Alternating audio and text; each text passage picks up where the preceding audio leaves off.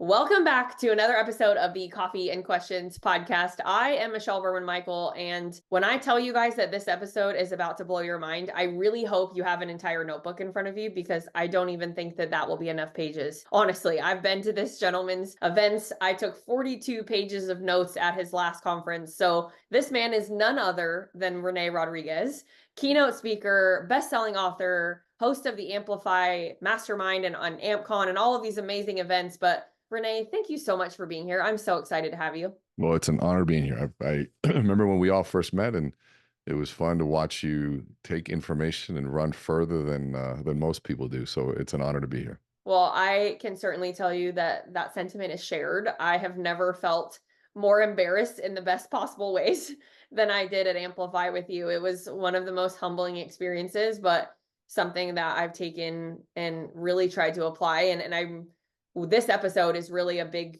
part of why I want or why I wanted you to come on it is to show my audience, which is 95% real estate agents and mortgage professionals, how simple what we do and what you want us to do when it comes to creating content really can be. So before we get into all of that, I would love it if you, just for people that maybe live under a rock and don't know who you are, can you give us a Oh, little it's plenty. background to who you are first? Sure. My background is in behavioral neuroscience, and but more less on the research side. I mean, I had to do that in the beginning, but I gravitated toward the application of it. And to me, it's just as hard to in I say this in some ways, it's just as needed to do the research as it is to find ways to use it in the world. And I found sort of a niche in that area where not many people could bridge the gap between science and application, in theory and application. And so that's been sort of my passion, because I was always wondering, okay, so what do we do with this information? How does this help me sell something? How does it help me communicate better? How do I help resolve a conflict, build a brand, influence, speak, body language? There's endless applications to how we act and live into the world. And so I got very interested in that and spent the last 30 years researching and finding ways to apply it and selling leadership, change, influence, and now creating powerful brands. Well, and I think it ties so perfectly even just to where I am in my career. And even how I do simple things like a webinar, right? For people listening to this, maybe you've been on a webinar of mine, maybe you haven't, but even how I open a webinar has changed because of how you and I have worked together just since February. So it really hasn't been that long, but so much change in such a short amount of time. And my real goal with this episode is we're talking about content. We're talking about Instagram. This entire podcast is all about how to teach real estate agents and mortgage professionals how to do Instagram better. And the number one question that comes up when it comes to my philosophy of combining passions and pain points together into how we produce content is, well, Michelle, you're telling us that we have to combine a passion and combine it with a pain point of one of our ideal clients, but how do we do that in 60 seconds? And I just want to pick your brain for the next 30 to 45 minutes and see where your head is Let's at. do it. Let's do it. I'm excited. It's a great topic. I love it. So let's talk about neural coupling, because this is probably one of my favorite things that you said back at Amplify when we first did that. I took copious notes on that phrase and then went home and studied a lot more about it. But tell me what you think or how you would describe neural coupling and Sure. how that relates to social content. Well, and here's the best part about this stuff is that we all know this information sort of intuitively, meaning we know if we have a slide with 17 bullet points on it, we will read those slides, maybe. But we also know that those slides are what put people to sleep. The death by PowerPoint idea. And the reason behind that is because if you put just information on a slide, or if you tell people bullet points in Amplify, we say, are you telling a story or are you bullet pointing? There's a very big difference. And you'll trigger two very tiny little parts of the brain called Broca's area and Wernicke's area. And those two parts of the brain are tiny little specks that are there just to process information. And that's it. So they don't act upon that information. They don't create any emotion. They don't paint a picture. They just read it and go, got it. And then do nothing else, which, by the way, is the opposite of what you want when you present information. And so we know that information or telling isn't selling. And that's the science behind it, is Broca's area and Wernicke's area. You don't want to just stimulate them.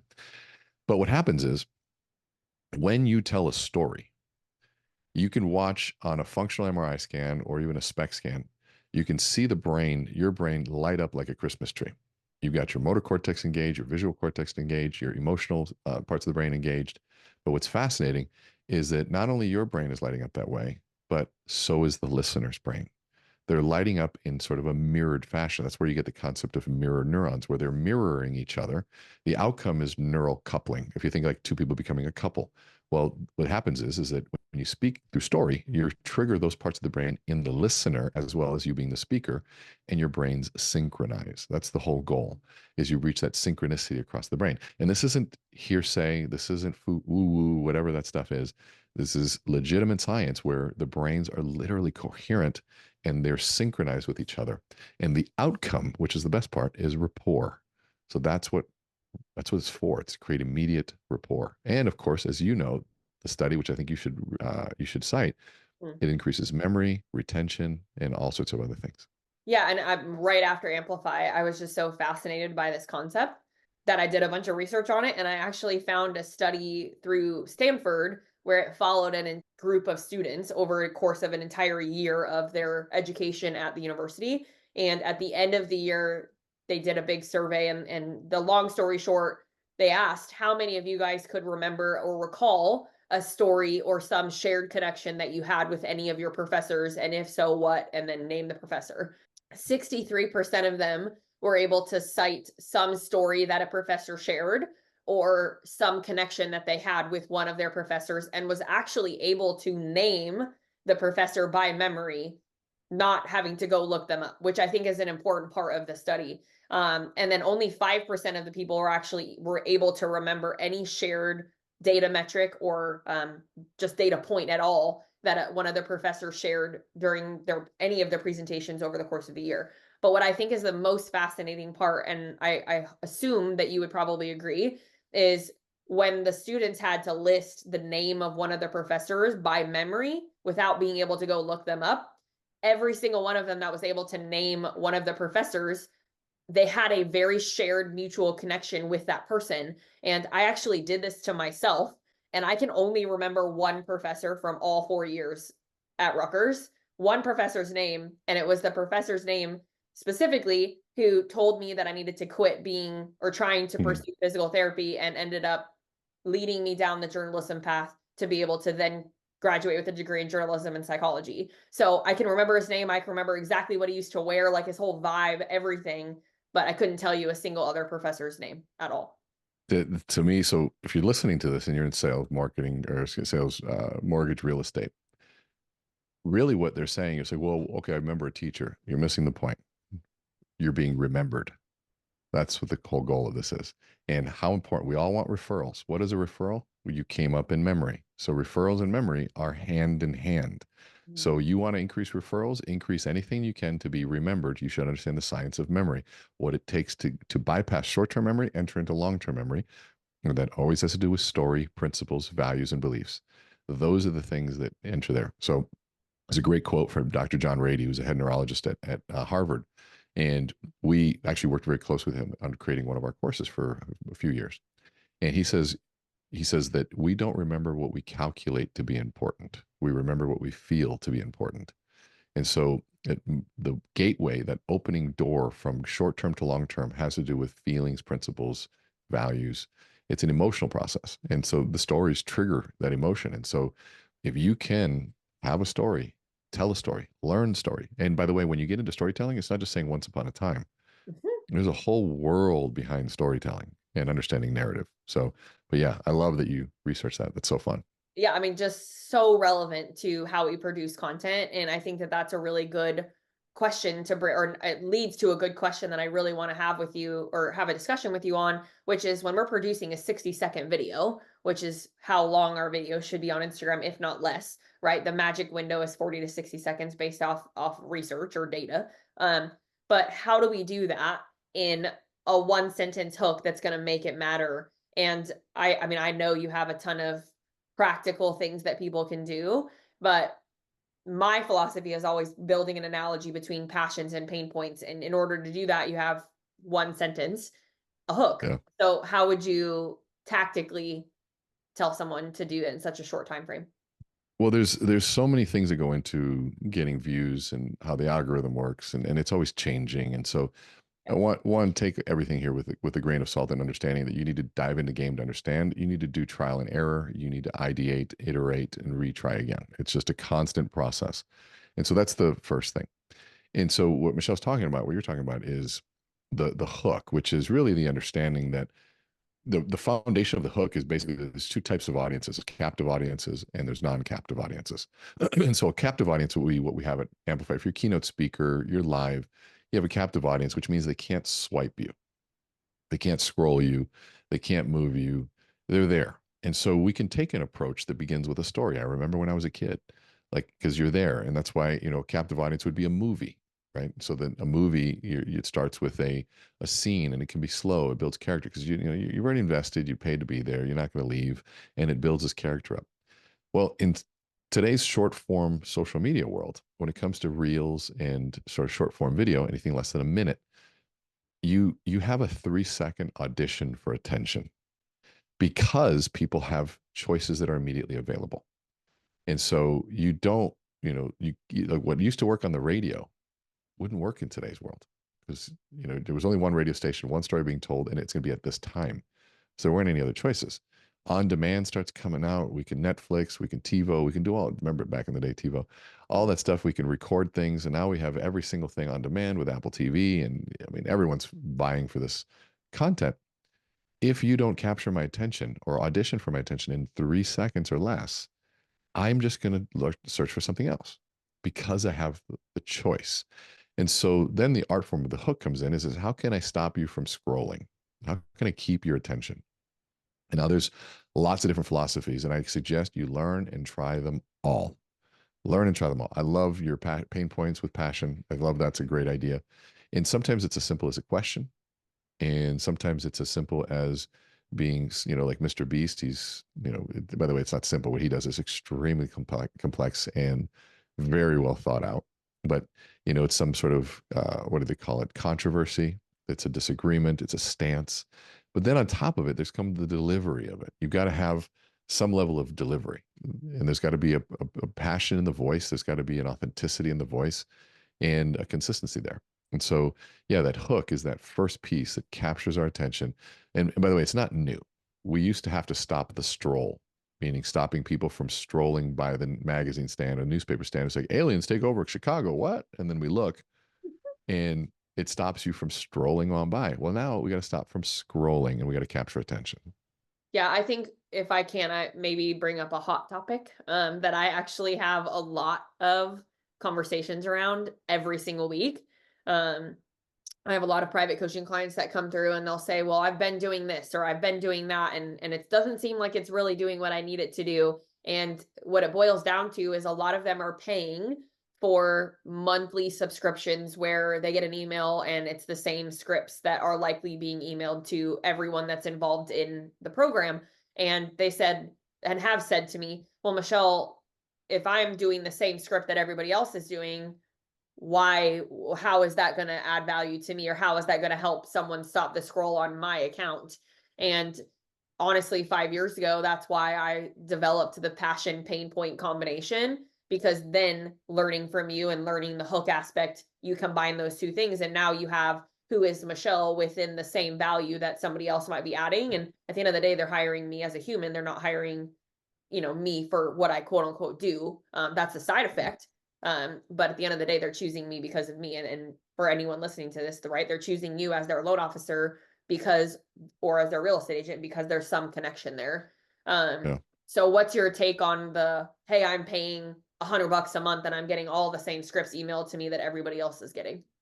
Well, so I know a lot of those services, and by the way, they're really good. But what people are supposed to do, and you can talk to the people that create the scripts, they're supposed to adjust them and make them their own. Yep. Here's a template. Here's a framework. And what happens is people are lazy and they just copy it. And then they forget that everyone else is doing the same one. But they're supposed to take that framework and make it their own. And that's the part that's missing. And so if you can get $100 and you're getting scripts, that's a great deal. And now, but make the script yours.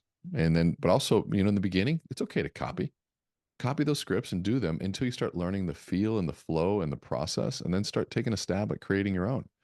And if that's just not your skill set, then cool, have somebody else do that. run it through chat GPT, make an adjustment through it, and then it'll take the same concept and the same idea and it'll recreate it with your voice and then deliver it there, see what happens. But that's the ideation process, right? And so I think it's what happens is people forget. And unfortunately, everybody wants a quick win. They want a quick solution. They want something. But, our million followers plus came from constant iteration after every single post for years. What worked, what didn't work. I put a pause on mine a month ago. I haven't done a reel in a month. And part of it is because I'm re-looking at this and saying, what am I, who am I again? I kind of got into a lazy, complacent, just get stuff up there.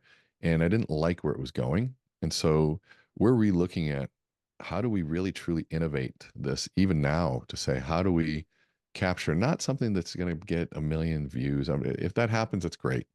How do we really capture my message and what I'm trying to say in a way that people will listen to it and the right people? And so you have to be okay with that. And we've only lost about 800 followers, which is kind of cool. Yeah, I mean, I go back every time to, and everyone in my audience knows I'm not a vanity metric person. You can't shine that in front of me and say, "Hey, Michelle, I want to get 100,000 followers by the end of the year. Can you help me do that?" Because I'm going to tell you that's not important. Now, does having a following matter over the long term? Of course, 1,000%. And mine is very genuine and real and authentic. And I think that's the other part of the vanity metric aspect that bothers me is there's a lot of people out there, and you and I, Renee, both know them, right? That have bought followers, bought engagement, bought all of the traction. And Yeah. the way I always say it is, what's going on in your messages? Are you waking up to conversations in your DMs every single day from conversations that need to be continued? Or with people that you are in conversation with to create opportunity. And is that happening? And if that is, then you're winning. Right now, obviously, at some point you get to a place where you have to scale that to a bigger level. But the reality is whether you have 1,000 followers or a million doesn't make any difference if your DMs are crickets. So um, Yeah. I think where I really want to pick your brain on too with this specifically is because we only have 3 seconds. I mean, that is not a long time at all. And it's actually gone down since when I first started in 2014, which is almost 10 years ago. It used to be about 9 seconds in 2014. Now we have three. Like that's Might even be literally, less now too. I mean, somebody fact check Renee and I, it may even be 2 seconds now, but it's not a lot of time. And I think the hard part for a lot of people, myself included, is who are we in 3 seconds? Who is Michelle in 3 seconds? And how would you answer that? Well, you can't. You won't. Can't answer that. You have to appeal to something else in those 3 seconds. It's like the elevator pitch. Everybody thinks we got a 30-second personal commercial or 30-second elevator pitch. They think they have to spew everything out in 30 seconds. No. Your goal, what's your objective? Well, my typical objective in that 30 seconds is to maybe buy 10, 15 seconds outside the elevator. I say something intriguing enough for them to go, wait, hold on. Tell me more about that. And then I might buy 10 or 15 more seconds with my response. And then I say, you know what, but I'm leaving. Do you have a business card? And I get the business card. And so I'll send you a Zoom and we'll connect. I haven't even talked about my product, just created intrigue around a potential solution and a problem. And but it's the same thing with the hook. It's like you're not going to sell everything in a hook. And in fact, if you try to sell in a hook, it won't be a hook. Too many people think, well, I wrote a hook. I'm like, no, you wrote a solution in the first. If I already knew the who won the fight, why am I going to watch the fight? Tyson knocks him out in the second round. Okay, I don't need to watch the fight anymore. Yeah. Right? No one else wins the gold. I wanted to watch the race. Right. And so it's the hook on that sense might be, you know, almost an upset. You'll have to see. Was it an upset? Did Noah Niles win the gold? I'm like, I don't know. Hold on. Did he? I want to know. And I'm going to watch the whole thing. And so if I give the solution in the hook, it's just, I don't need to watch anymore. And too many people do that. They give lessons like, you know, they'll say, what's an example? The mortgage They'll rate be one like, is a big example where people will be like, you could save $600 a month if you did this as opposed to this. Or they'll say like, what does the 6% interest rate look like now as opposed to if you would have paid 8? Like those compared a lot well, of yeah, for sure. But even like something like saying integrity is leadership. There's my hook. Okay, that's also the solution. What am I? Okay, that's a broad statement versus saying, here's the hidden secret behind what makes leaders amazing or leaders attractive, leaders successful. Like, what's this hidden secret? And then you get into here's the second part of that hook. You have to follow it up with a problem definition. Excuse me, typically an objection, right? So if we say, the example that I always give is around like a 1039 exchange, which Mm, is a super boring topic. And, people will get on there right away and they'll say, hey, everybody, it's Tax Tuesday. It's Mondays with Michelle, whatever. And honestly, nobody cares. It just doesn't, it's not that we don't care. It just didn't serve any selfish need of mine in that moment.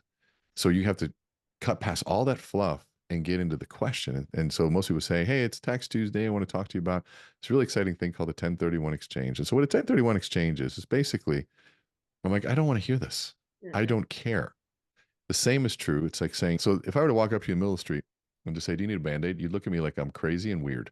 Yeah, But if I were to say, excuse me, you're bleeding on your elbow, would you like a Band-Aid? absolutely. So Totally. absolutely. So now it's seen as valuable. Before it was weird and awkward. Now it's seen as valuable. Why? Because I defined a problem first. And so it's value offered absent any problem defined is seen as weird. And so I always my little litmus test for hooks is, can I take this opening phrase, walk up to somebody in a restaurant and say it? Ooh, that's What will good. their response be? That's Right. really good. So if I go, leadership is integrity, and they look at me like, thank you. Okay. I'm eating. But if I were to say to a waiter, saying service is the most important thing as a waiter. Well, thank you. But if I were to say, hey, do you want me to try to increase your tips by 28%? I'm like, what? Hmm. And so they'd be, yeah. I said, well, here's what happens. Most times you just hand off the check. He's like, yeah, that's what I do. I says, that really shows that you're going to get probably around anywhere from 15 to 18%. But if you bring a mint to that, now all of a sudden you're giving them a gift. Law of reciprocity kicks in. You might get up to 22%. But if you provide a mint for every person there and you customize the experience, there's three people, you put mints there and you put one in front of each one. Now all of a sudden you're up to 26, 28% tip. But if you really want to go over the top, you do surprise and delight. You give everybody a tip, a mint. There's customization.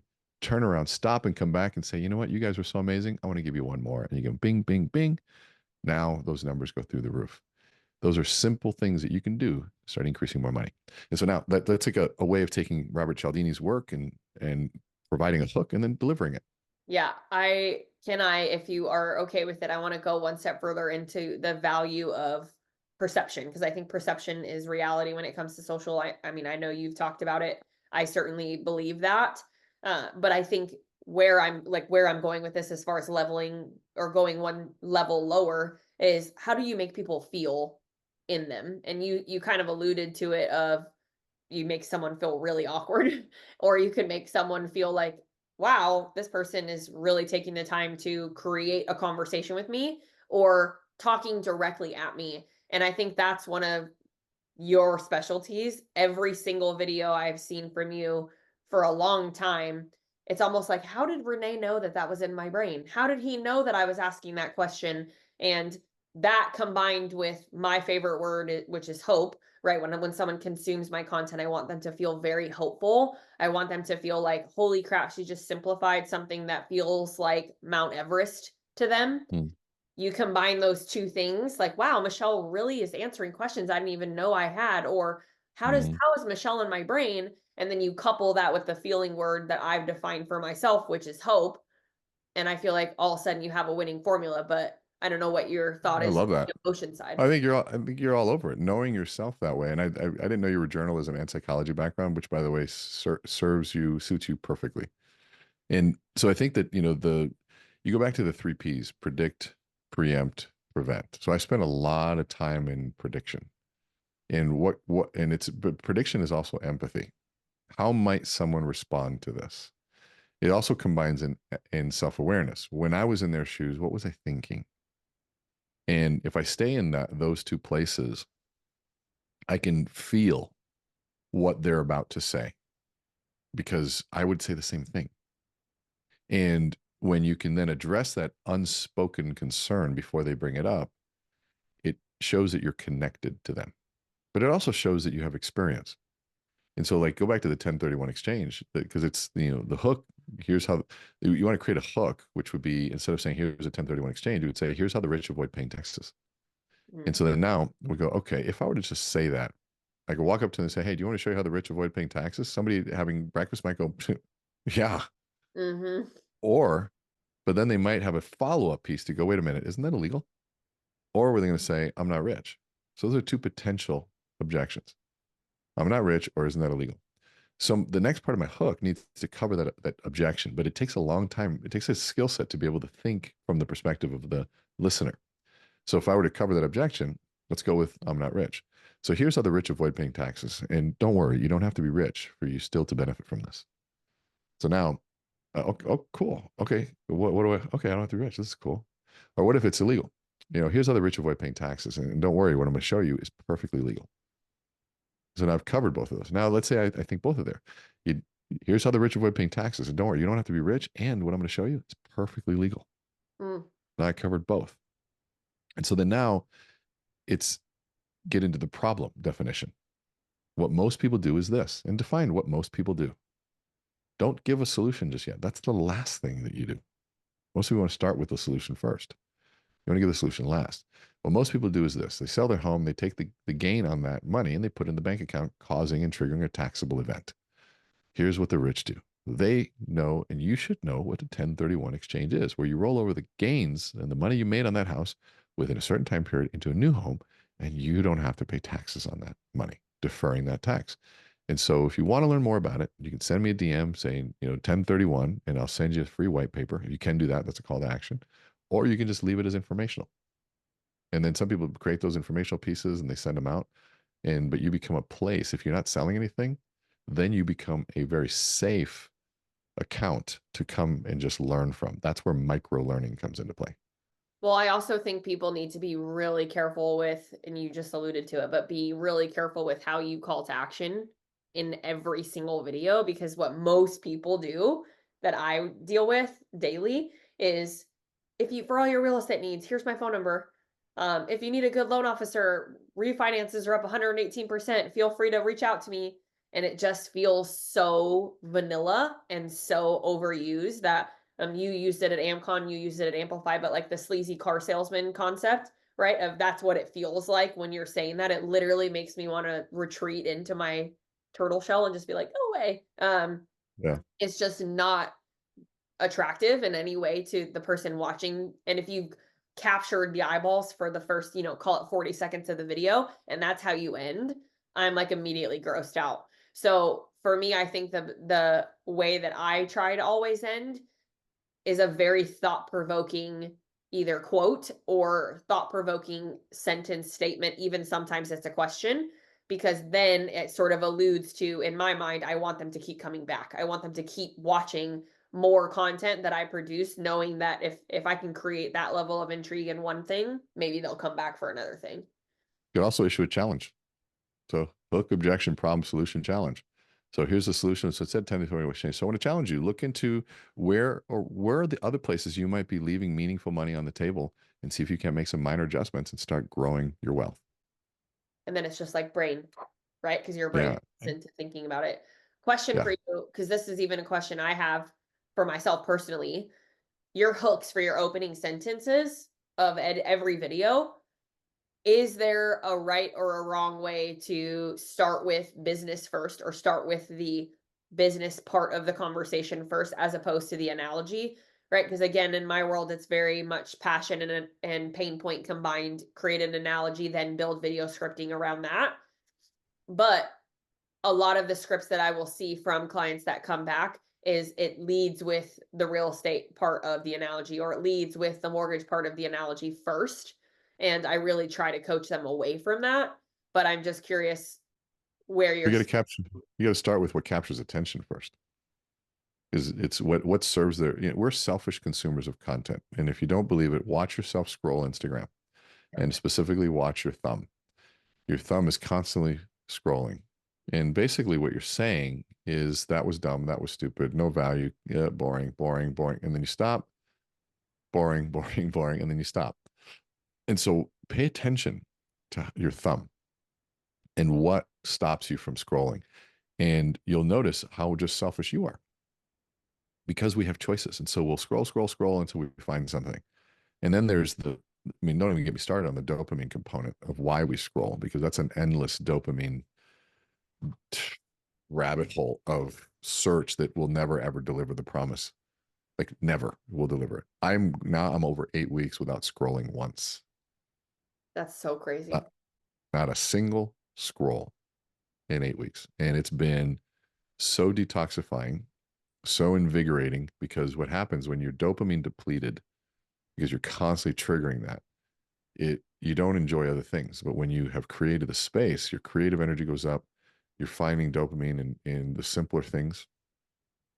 And it just realizes just how much of my time and energy was being taken by other people that understood the science and, quite frankly, unfortunately, abused of it. But here's the thing: it's not even people that are abusing of it, because I can't. Not a single person's going out there saying, I need 100% of your dopamine. I just want your attention for a second. Everyone's saying, I need your attention for a second. I just want your attention for a second. I just want your attention for a second. I just want. And if the whole world is trying to get your attention and you got to sift through it all, well, that's a lot. And Mm. so I realized that my stress level went down. I had certain people that I used to follow that would upset me because like they're just liars and scumbags, and I don't even remember their names anymore. Like I don't even remember who they are. And so I'm like, oh man, I forgot about that guy or gal. And because there's not in my purview, so I don't see it. I don't think about it. My energy doesn't follow them. And there are certain people, and quite frankly, it's like, man, am I doing this wrong? Why are they so much more successful than me? And I don't do that anymore because I don't know if they're doing well or not. Now, I I'm not saying that this is the way it's going to be forever, but what I have switched, and I know it will always be, is a proactive use of social media versus a reactive use of social media. Mm. And if I'm in reaction mode, then I'm at the mercy of what others want. That's what came really clear to me. If I'm reacting, that means that you are controlling my life. And I'm like, excuse my language, F that. Mm. I'm going to be proactive. What do I need? Let me find it. When I'm done, I'm done. And if I need to scroll, I'll read, I'll work out. Those are other forms of dopamine. I'll Yep. take a walk. I'll talk to my wife. I'll play with the kids. Like there's so many other things that do that. And just think about this: 90 minutes a day scrolling, which is a very small amount for most people. Mm. Most people are closer to 4 hours. 90 minutes a day is 45 hours a month. That is over a full time's work, a week's worth of work. 45 hours, just 90 minutes a day. And when I saw that and I saw it, I'm like, you know what? There is no excuse about not having time. We have time. We just choose to use it differently. And that was a really painful, yeah. And I'm a pretty productive person. I do a lot, and I was still squandering time. Come on, Renee. No, so what was the name of the thing you gave us at Mastermind? The analog, right? I think that's what Yeah. yeah, I have it downstairs. I don't have it upstairs in my office right now, but I use it every single day. For those of you guys watching Rene and I visually, you just saw him hold that up. And many of you who may or may not be coaching clients of mine have seen that physically on my desk, but I've actually gotten rid of my paper planner altogether and I just use analog 100%. And I'm so wildly productive. And just a quick story for everybody. I texted my husband yesterday because I get up at 4:15 every morning. I work until 6:30 when my son wakes up. And yesterday was a Monday. We're recording this on a Tuesday, but yesterday was a Monday and I got so much done in 2 hours and 15 minutes. I texted my husband and I was like, I am pretty sure that I am legit super mom right now. And he texted me back and he's like, what? What are you talking about? And I just made a whole list of all the things that I had already accomplished before 6:30 in the morning, before most people are even awake. Um, but I want to go on a tangent totally separately and make a challenge out of this episode for everybody. Because this really was so beneficial for you or for me from you, Renee, which I actually left your previous mastermind and created my own personal 90-day challenge. You assigned a 90-day challenge to us, but I also created my own personal one. And it was very related to the dopamine aspect of scrolling aimlessly. But for me, mine was dessert. So this might sound weird. So stay with me for a second. But I actually did 90 days of no dessert and I timed it all the way up until this past Sunday for my son's third birthday so that I could have cake with Knox for his third birthday. But So for, cool. for me, 90 days of no dessert was so much more than not eating dessert, because I'm a very fit person. I work out every day of the week. I run 20 miles a week. Like, it's not about fitness for me.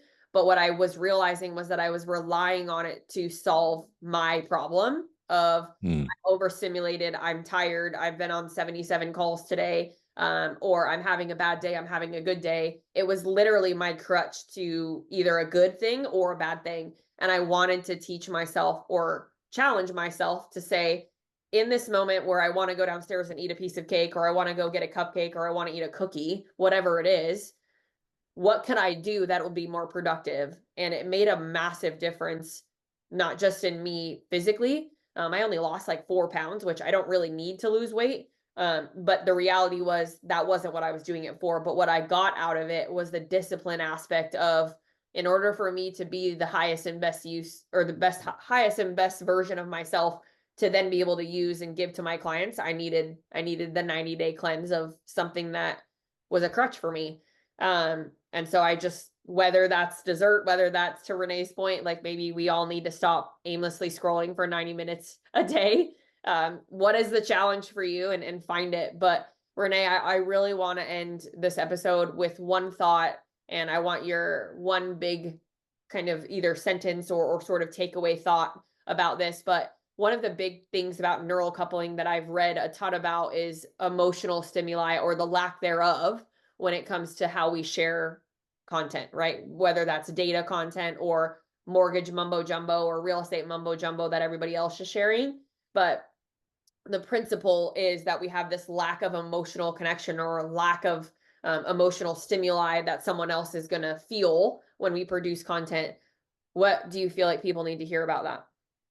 It's a hard one because, you know, I guess the easiest way and the most um, snackable way, approachable way, attainable way would be to think about the word pathos, which is the emotional connection. And the pathos that we need is really going to come through in your tone of voice on social media and your facial expressions. And so if you watch your videos, and I suggest watch some videos without any audio and see what you look like.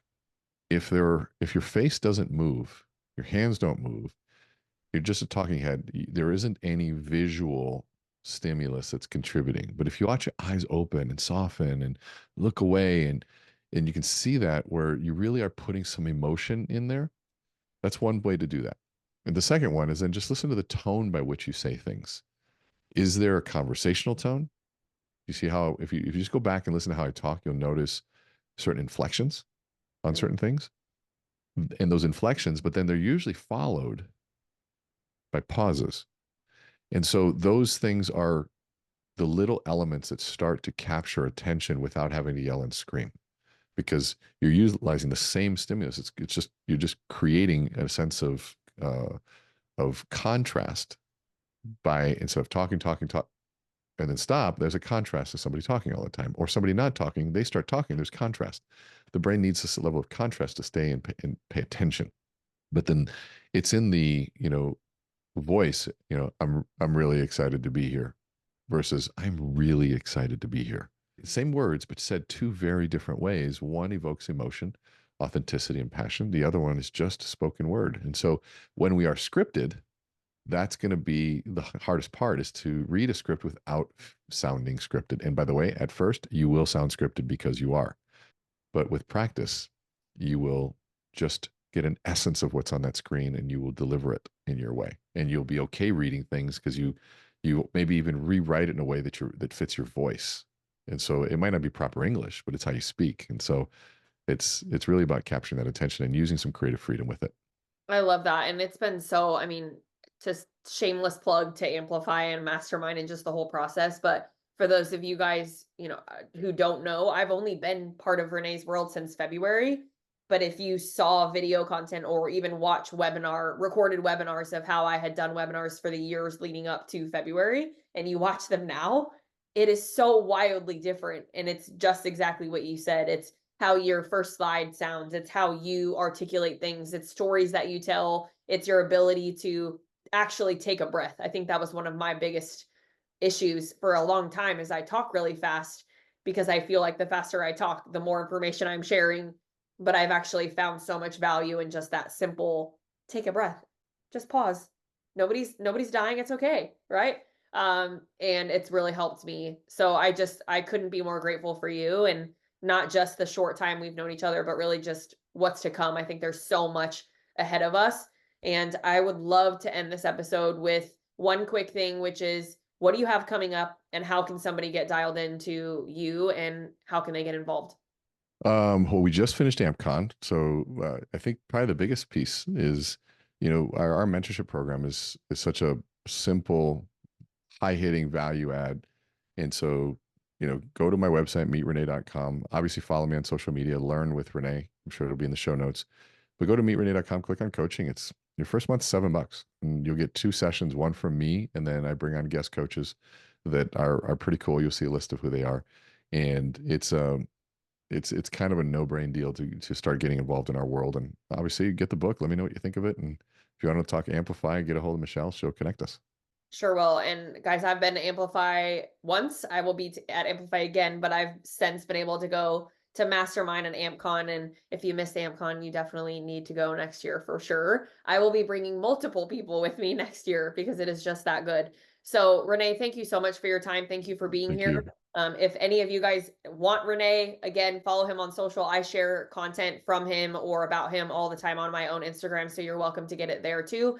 But if you guys need anything from either one of us, you know how to reach us. Last thing I'll say is, if there's somebody like Rene that you really think that I need to interview, or someone that would add value to my audience, please feel free to reach out and give a suggestion. I can't wait to hear it. But other than that, we'll see you guys in the next episode.